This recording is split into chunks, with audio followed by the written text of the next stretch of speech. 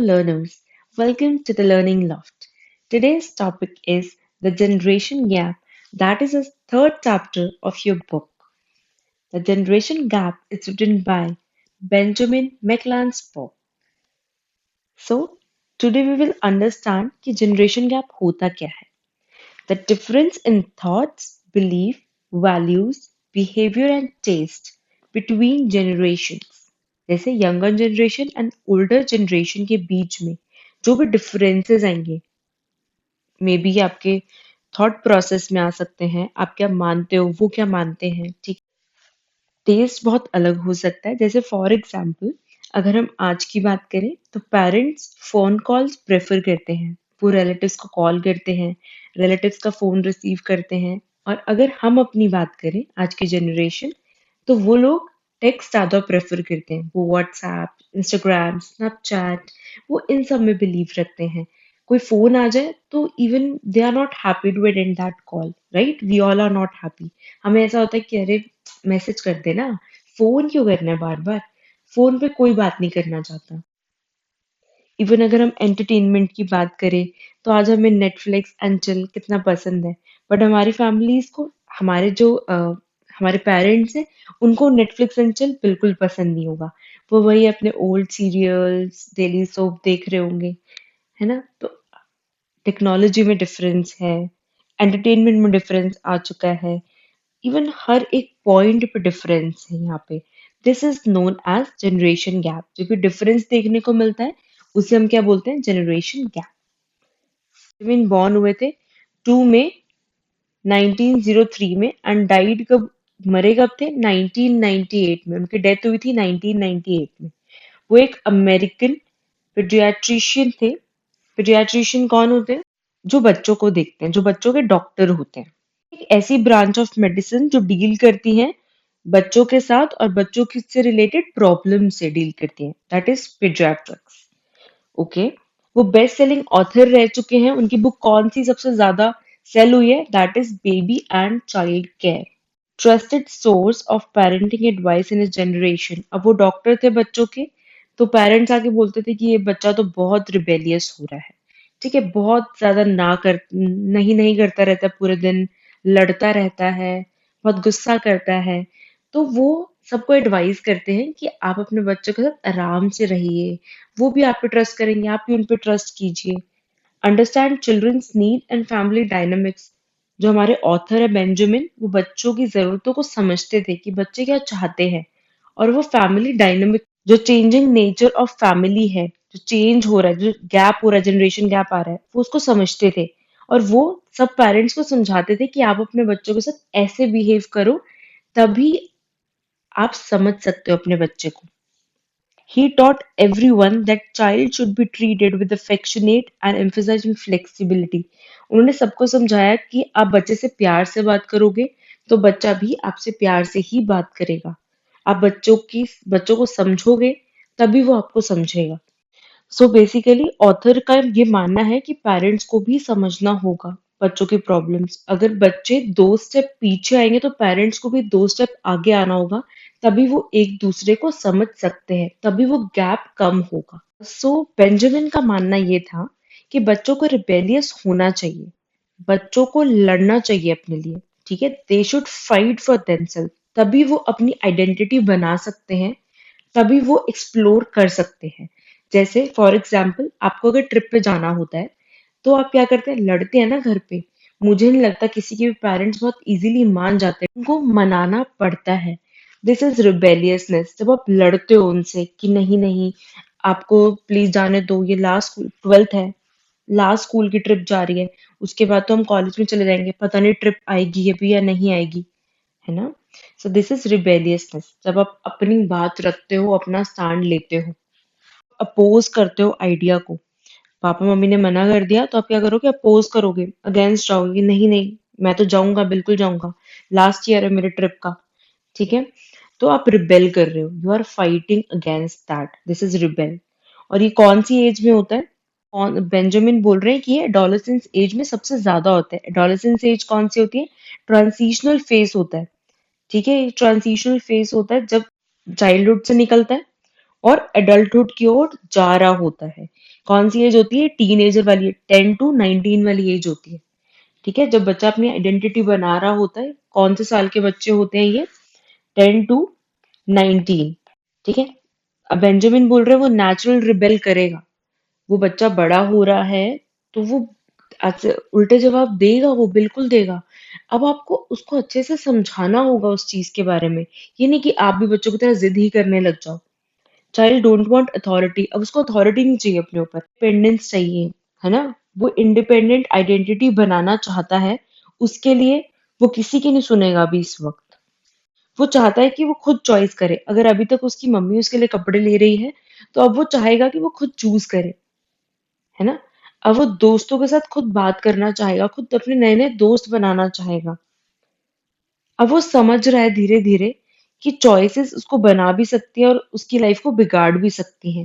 Benjamin बोल रहे हैं पेरेंट को कि आपको उसको इस काबिल बनाना है कि वो खुद समझे चीजों को। आपको उसको डिपेंडेंट नहीं बनाना अपने ऊपर, कि वो हमेशा आपसे ही चीजें पूछ रहा है, सब कुछ आपसे ही पूछ के कर रहा है। अब उसको समझाओ कि उसकी चॉइस कितनी इंपॉर्टेंट है उसकी लाइफ के लिए। अब उसको कॉन्शियस डिसीजन लेने। कॉन्शियस क्या होता है? कॉन्शियस को दिमाग लगा के डिसीजंस लेने हैं। ये नहीं कि चलो ठीक है जो होगा देखा जाएगा, बाद में जब हो रहा है तो वो देखा नहीं गया।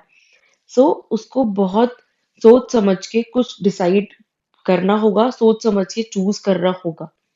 ये उसकी लाइफ के बारे में है और वो इतना सीरियस होना चाहिए अपनी लाइफ को लेके कि वो खुद अपने डिसीजंस ले सके और कई हद तक ठीक भी ले वो अपने डिसीजंस। बेंजामिन ने बोला है कि 3 एलिमेंट्स है। तो बेंजामिन क्या बोल रहे हैं? 3 एलिमेंट्स हैं जो बच्चे को ध्यान रखने हैं। एक तो वो अपना कैरेक्टर डेवलप करे। 3 एलिमेंट्स है जो दोनों को, पेरेंट को भी और बच्चे को भी ध्यान रखने हैं। सबसे पहले अपने कैरेक्टर को डेवलप करना है। कैरेक्टर को कैसे डेवलप करेंगे? कि सबसे पहले तो वो गोल सेट कर दे। ठीक है, गोल बहुत इंपॉर्टेंट है कि उनको आगे जाके करना क्या है लाइफ में। उसके बाद गुड पेरेंटिंग पे उन्होंने बोला है कि पेरेंटिंग गुड होनी चाहिए। कैसे? कि पेरेंट्स को अच्छे से उसको एडवाइस करनी चाहिए। पेरेंट्स को उसको अच्छे से समझाना चाहिए, बिकॉज वो इस एज में है कि वो गलत डायरेक्शन में भी जा सकता है। तो उसको समझाना पड़ेगा। ये बहुत इंपॉर्टेंट है। अगर उसको कोई भी प्रॉब्लम आ रही है तो वो सबसे पहले अपने पेरेंट्स के पास ही जाए। वो इतना फ्री होना चाहिए अपने पेरेंट्स के साथ। ठीक है, ऐसा नहीं है कि वो अपने दोस्तों के पास जा रहा है प्रॉब्लम लेके और उसके दोस्त उसको सॉल्यूशन तो ऑफ कोर्स नहीं दे सकते क्योंकि वो भी उसी ही एज में है। उसके बाद पेरेंट्स को उसको कंस्ट्रक्टिव फीडबैक देना है। 2 टाइप ऑफ फीडबैक होते हैं। One is constructive, second is destructive. Destructive कौन सा होता है? जिससे बच्चा डीमोरलाइज हो जाता है। कंस्ट्रक्टिव क्या होता है? जिससे बच्चा आगे बढ़ता है। फॉर एग्जाम्पल, मैं वीडियोस बना रही हूँ, मैं आप लोगों के कमेंट्स रोज पढ़ती हूँ। They are so good, believe me. Thank you so much for commenting. मुझे इतनी मोटिवेशन मिलती है कि मैं रोज, चाहे मुझे रात को भी आप टाइम दे सकते हैं, रात के 2:46 हो रहे हैं। ठीक है, इट्स 2:46 AM। लाइक मैं रात को शूट कर रही हूँ। क्यों? क्योंकि आप लोगों ने इतना ट्रस्ट करके आप लोग वीडियोस देख रहे हो, तो मुझे भी मोटिवेशन मिल रहा है कि यस मुझे भी और वीडियोस बनानी है। That is a constructive feedback कि आप मुझे कमेंट्स में बता रहे हो कि मैम वीडियोस बहुत अच्छी लगी, आप प्लीज इन सीरीज को कंटिन्यू करना। सो आई एम कंटिन्यूइंग। चाहे मुझे बिल्कुल टाइम नहीं मिल रहा दिन में, तो मैं रात को, सुबह मुझे कॉलेज जाना है, नो डाउट, है ना। सुबह मुझे अपने वर्क पे जाना है, फिर भी मैं रात को बैठ के आप लोगों के लिए वीडियो बना रही हूँ। बच्चे को भी ऐसे मोटिवेट किया जाएगा, बच्चे को भी ऐसे कंस्ट्रक्टिव फीडबैक मिलेगा तो वो भी काम करेगा। This is development of character और develop character. Second is your determine identity. अपने आप को पहचानो कि आप हो कौन। ठीक है, अपनी ट्रू आइडेंटिटी को पहचानो, that who you are. Third is need of the generation. Parents को समझना होगा कि इस जनरेशन की नीड है क्या। अगर मान लो पेरेंट्स को लगता है कि phone is not good for their health. आजकल एआई का जमाना है, आगे जाके तो और भी ज्यादा टेक्नोलॉजी बढ़ने वाली है। आप कैसे अपने बच्चे को ऐसे टेक्नोलॉजिकल वर्ल्ड में आप उसको फोन ही नहीं दोगे। जैसे अगर आज आप फोन बंद कराना चाहते हो तो आप स्क्रीन टाइम बता दो बच्चे को कि दिन में बस 1 घंटा ही फोन मिलेगा। That was just a brief summary. Now we will discuss more about the generation gap. So the chapter focuses upon the salient issues of generation gap between the old and the young generation. ठीक है, generation gap की बात हो रही है old and young generation की। In order to establish their identity. क्यों होता है ये गैप? क्योंकि वो अपने आइडेंटिटी बनाना चाहते हैं, एसर्ट देयर इंडिविजुअल सेल्फ। वो कौन है वो उसको डिस्कवर कर रहे होते हैं, एक्सप्लोर कर रहे होते हैं। एडोलसेंस कौन सी एज होती है? 10 to 19 ईयर्स के जो होते हैं वो क्या करते हैं? रिबेल हो जाते हैं, रिबेलियसनेस आ जाती है उनके अंदर। किसके अगेंस्ट? पेरेंट्स के अगेंस्ट। ठीक है, लड़ते हैं वो बहुत ज्यादा इस एज में, बहुत ज्यादा गुस्सा करते हैं इस एज में। But for the author this rebelliousness has fruitful. Okay, author क्या बोल रहे हैं? ऑथर बोल रहे हैं कि जो रिबेलियसनेस तो बहुत अच्छी है, फ्रूटफुल है। ठीक है, फ्रूटफुल क्यों है टीनेजर्स के लिए? बिकॉज वो इंडिविजुअल को इंडिपेंडेंट बनाती है। अच्छा, ये थीम क्या है इस चैप्टर की? कि एडोलेसेंस जो टीनेजर्स हैं वो अपनी आइडेंटिटीज को, सेल्फ आइडेंटिटी को सर्च कर रहे हैं, वो अपना करियर बना रहे हैं। ठीक है, उनके पेरेंट्स उन पे इम्पोज नहीं कर सकते कोई करियर। ठीक है, पेरेंट्स के विश के अगेंस्ट वो अपना करियर बना रहे हैं। जैसे आज, जैसे पेरेंट्स को तो सिर्फ चार ही करियर समझ आते हैं, लॉयर, इंजीनियर, डॉक्टर एंड कोई भी एक दो और ले लो। ठीक है, बट आज बच्चों को कंटेंट क्रिएटर बनना है, यूट्यूब पे आना है, गेमिंग चैनल स्टार्ट करना है। तो बच्चे अगेंस्ट आ रहे हैं अपने पेरेंट्स के कि चलो, पेरेंट्स बोल रहे हैं कि बीकॉम कर ले, बीकॉम भी कर रहा हूँ, साथ साथ कंटेंट क्रिएशन भी कर रहा हूँ, यूट्यूब पे भी हूँ। ठीक है, तो आजकल रिबेल कर रहे हैं। तो हॉलिस्टिक क्या होता है? ऑल राउंडर, हर तरफ से। बच्चा पढ़ाई में भी अच्छा है, बच्चा स्पोर्ट्स में भी अच्छा है, बच्चा कल्चरल एक्टिविटीज में भी अच्छा है, मतलब हर जगह से बच्चा अच्छा है। Holistic approach includes character formed from the childhood experiences. बच्चा जो बड़ा होकर बनता है वो अपने चाइल्डहुड एक्सपीरियंसेस से ही बनता है। अगर वो बचपन में अपने पेरेंट्स को झगड़ते हुए देखेगा तो वो बड़े होके झगड़ालू ही बनेगा। रिवोल्ट इज रिबेल कर रहा है, रिबेलियस, फाइट कर रहा है against the wishes of the parents, और वो खुद लर्न करता है। Many of the inventions and discoveries have resulted from rebelliousness। बोल रहे हैं कि बहुत सारे जो इन्वेंशंस, बहुत बड़े बड़े जो काम हुए हैं ना, वो सब इसी वजह से हुए, रिबेलियसनेस की वजह से ही हुए हैं। अबाउट द ऑथर हम ऑलरेडी कर चुके हैं, अबाउट द एसे एक बार डिस्कस कर लेते हैं। ठीक है, चैप्टर किस पे स्ट्रेस कर रहा है? एडोलेसेंस की सेल्फ आइडेंटिटी, खुद को पहचानते हैं कि वो कौन है। The teenager have to face the struggle in the achievement of their free self. ठीक है, खुद को फ्री करने के लिए वो बहुत ज्यादा स्ट्रगल करते हैं। आजादी ऐसे तो किसी को नहीं मिलती। And if they are unable to achieve according to their own wishes they tend to rebel against the parents in the society. और जो उनको चाहिए अगर वो उनको नहीं मिलता तो वो किसके अगेंस्ट चले जाते हैं? पेरेंट्स के, सोसाइटी के, वो सबके अगेंस्ट चले जाते हैं। बेंजामिन बोल रहे हैं जो रिबेलियसनेस है, ये जो लड़ाकूपन है बच्चे का, वो पॉजिटिव है। कैसे पॉजिटिव है? क्योंकि वो उसको हेल्प कर रहा है एक्सप्लोर करने की, उसी खुद की आइडेंटिटी एक्सप्लोर हो रही है उसकी। There are different stages in the building of the identity of a teenager. बहुत सारी एज स्टेजेस हैं जब वो अपनी आइडेंटिटी को बिल्ड कर रहा है, और इस पूरे प्रोसेस में वो अपनी आइडेंटिटी बनाता है। कौन सी फेजेस के थ्रू वो जाता है? Identification, rejection, disowning of a earlier role models making the new identity। वो बोल रहे हैं कि बहुत सारे फेजेस के थ्रू बच्चे को जाना पड़ता है। सबसे पहले तो आइडेंटिफाई करता है कि वो कौन है, फिर रिजेक्ट करता है, कई बार उसके आइडियल्स मैच नहीं कर रहे होते जो वो सोचता है, रिजेक्शन, डिसोनिंग, इन सब में वो अपनी एक न्यू आइडेंटिटी फाइंड आउट कर लेता है। ठीक है, rebellious, revolt is again rebelliousness, वो जो लड़ रहा है वो फाइट कर रहा है। Of the adolescent could be taken up as instant of insolence by the parents. Parents क्या सोचते हैं कि बच्चा बहुत ज्यादा रूड हो रहा है हमसे।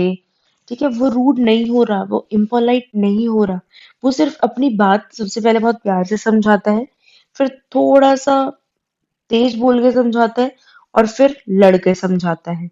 वो सिर्फ समझा रहा है कि वो क्या चाह रहा है। This could have a positive impact if channelised properly and can help the development of the young individual into responsible adults.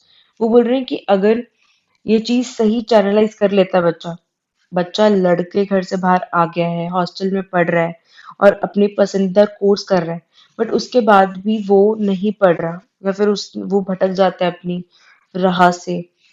ठीक है, उसका माइंडसेट चेंज हो जाता है, तो वो बोल रहा है कि तो ये गलत है।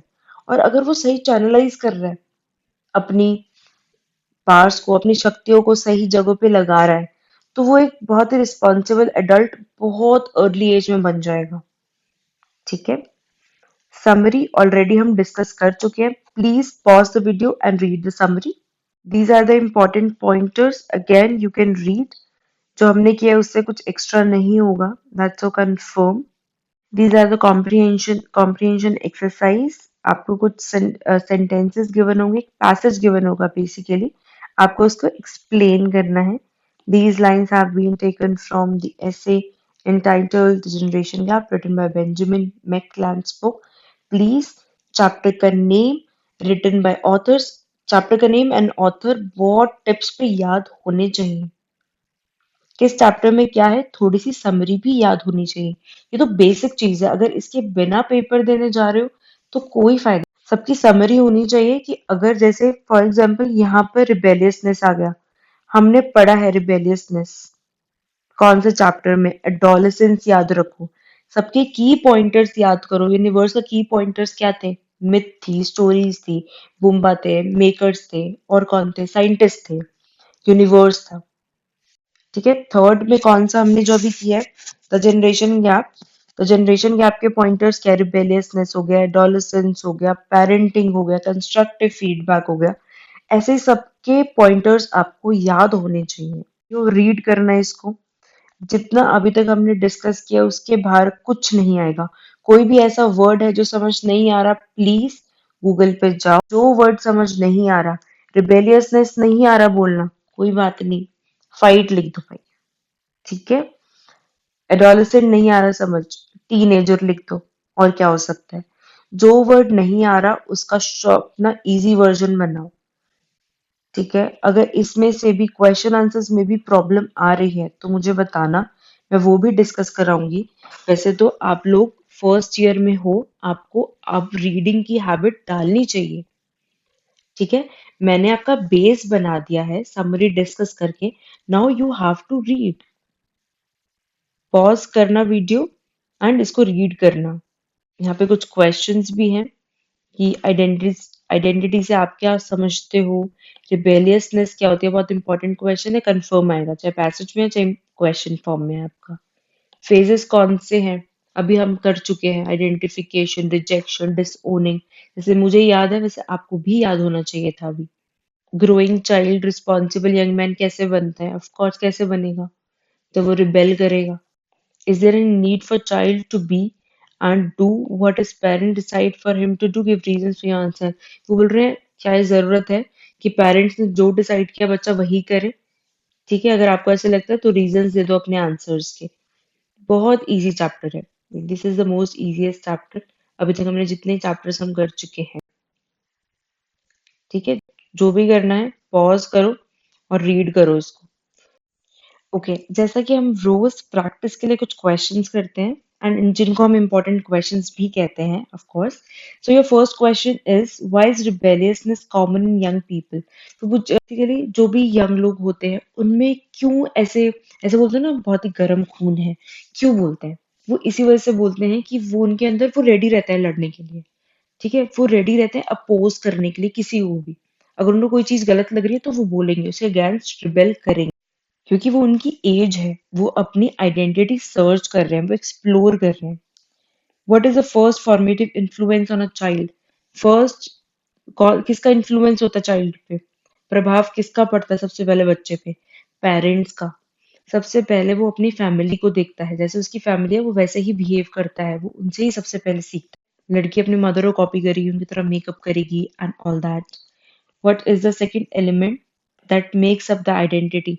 फर्स्ट एलिमेंट वो बोल रहे हैं अगर फैमिली है, तो सेकंड एलिमेंट क्या है, बच्चा खुद है, उसकी रिबेलियसनेस है, उसकी जिद है, वो कितना स्ट्रॉन्ग अपने ओपिनियंस रखता है, that is the second element. ठीक है।